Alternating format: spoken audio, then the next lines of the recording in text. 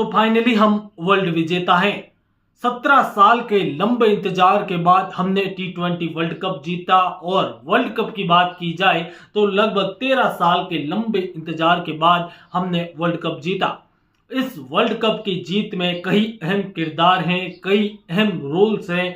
चाहे रोहित शर्मा का world championship में हार ना हो, चाहे विराट कोहली का वर्ल्ड चैंपियनशिप में हार ना हो, फिर हम सेमीफाइनल में हारे। 2023 आया तो हम वर्ल्ड कप 50 ओवर में फाइनल में हारे। जख्म बड़े थे लेकिन रोहित और विराट के लिए यह खास मोमेंट है क्योंकि इन दोनों का यह अंतिम वर्ल्ड कप भी था। T20 में दोनों ने ही एक साथ संन्यास का ऐलान कर दिया।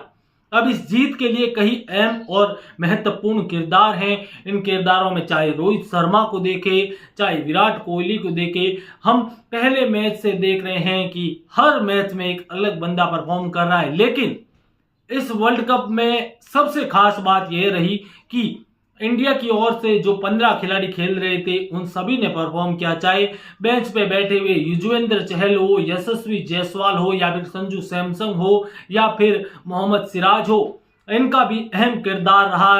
राहुल द्रविड़ से लेकर दिलीप तक हर किसी ने इस टीम को जिताने के लिए अपनी एड़ी चोटी का जोर लगाया।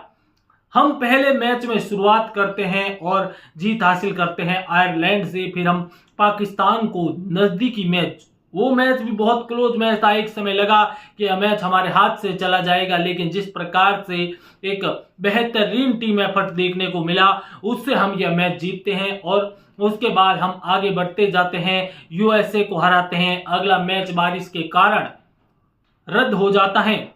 फिर हम सुपर 8 में पहुंचते हैं। सुपर 8 में भी हमारे पास अलग अलग मैन ऑफ द मैच, अलग अलग टीम परफॉर्मेंस देखने को मिलती है।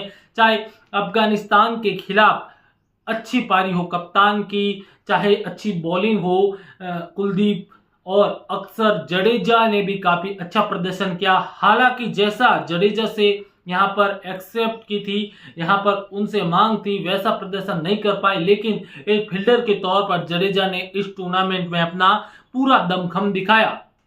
फिर हम बांग्लादेश से भिड़ते हैं, बहुत ही शानदार मैच होता है, उस मैच को भी जीतते हैं। अब हमारे सामने ऑस्ट्रेलिया, जिन्होंने हमें 2023 में जख्म दिए थे।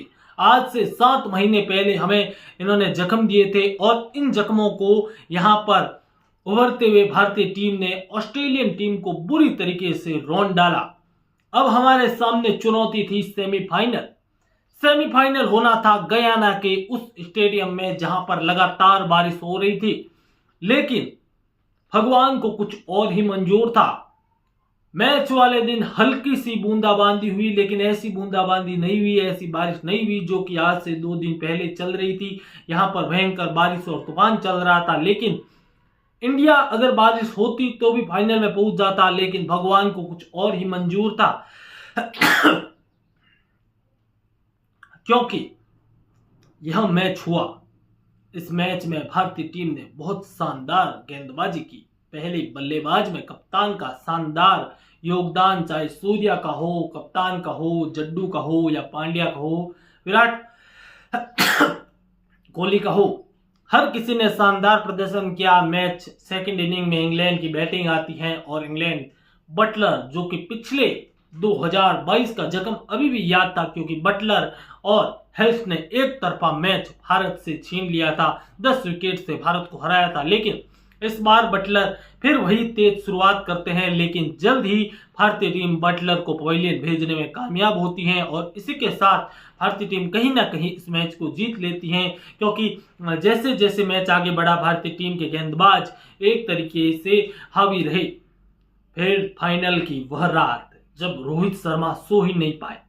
अगले दिन जब रोहित बल्लेबाजी के लिए आते हैं, लगातार 2 चौके लगाते हैं और आउट हो जाते हैं।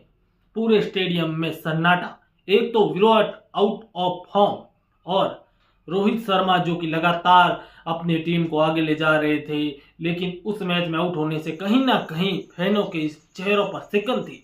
लेकिन वहीं से विराट का बल्ला चलना शुरू होता है। विराट जो कि एक समय अच्छी पारी खेल रहे थे, लगातार चौके छक्के लगा रहे थे, लेकिन रोहित और ऋषभ पंत के लगातार विकेट से कहीं ना कहीं रोहित शर्मा के विकेट के बाद विराट स्लो डाउन करते हैं। विराट और उनके सामने अक्षर पटेल आते हैं, ना कि हार्दिक पांड्या।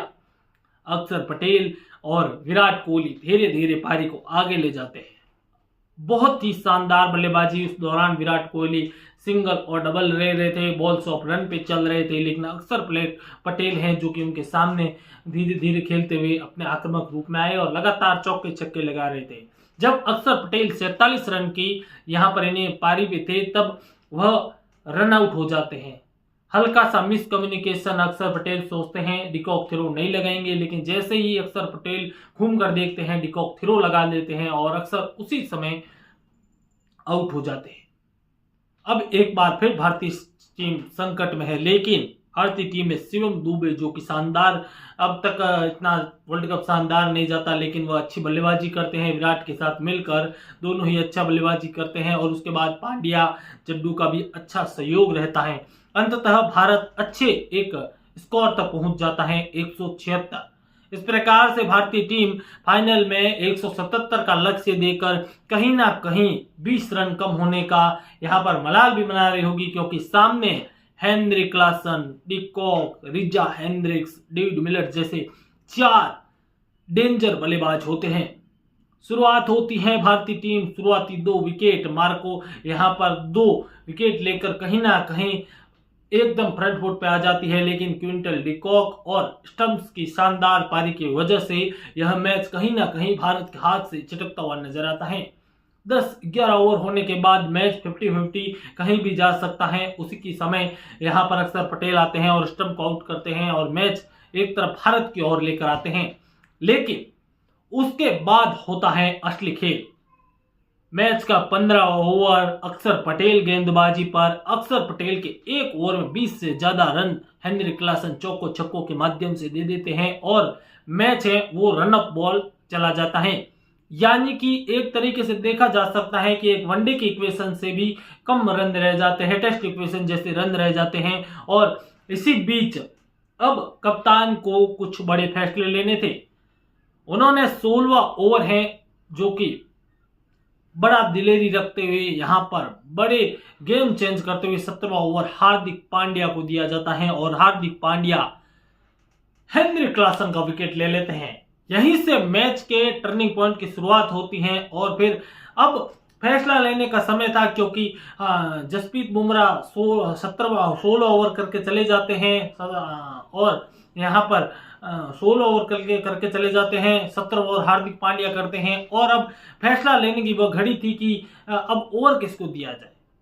हार्दिक पांड्या ओवर कर चुके थे, अक्सर अब या तो अक्षरदीप को लाना था या फिर जस्सी को।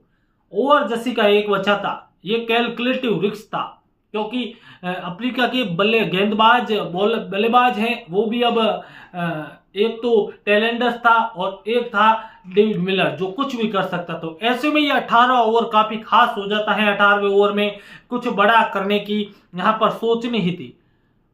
वह ओवर जसप्रीत बुमराह करते हैं और उस ओवर में मैच पलट देते हैं। बहुत ही शानदार ओवर। उस ओवर में मार्को यानसन का विकेट और मात्र 3 से 4 रन देकर ओवर समाप्त कर लेते हैं। अब भारत को जीतने के लिए 12 बॉल और लगभग 22-24 रन चाहिए थे मेरे हिसाब से। और उस समय अक्षदीप का शानदार ओवर, बिल्कुल किफायती ओवर, बिना बाउंड्री वाला ओवर। उसके बाद 20वां ओवर, 16 रन 6 गेंद, डेविड मिलर बल्लेबाजी कर रहे हैं। आपको बता दें डेविड मिलर 6 बॉल में 30 रन बनाने की योग्यता रखते हैं। यह वहां पर मौजूद सारे टीममेट्स को बताते, सारे खिलाड़ियों को बताती, लेकिन उस दौरान हार्दिक पांड्या की गेंद, लोअर फुल टॉस गेंद डेविड मिलर ने मार दिया। बहुत ही शानदार शॉट। अगर सूर्या वो कैच नहीं पकड़ते तो वह 6 रन होता और इंडिया के हाथ से वर्ल्ड कप छिन जाता।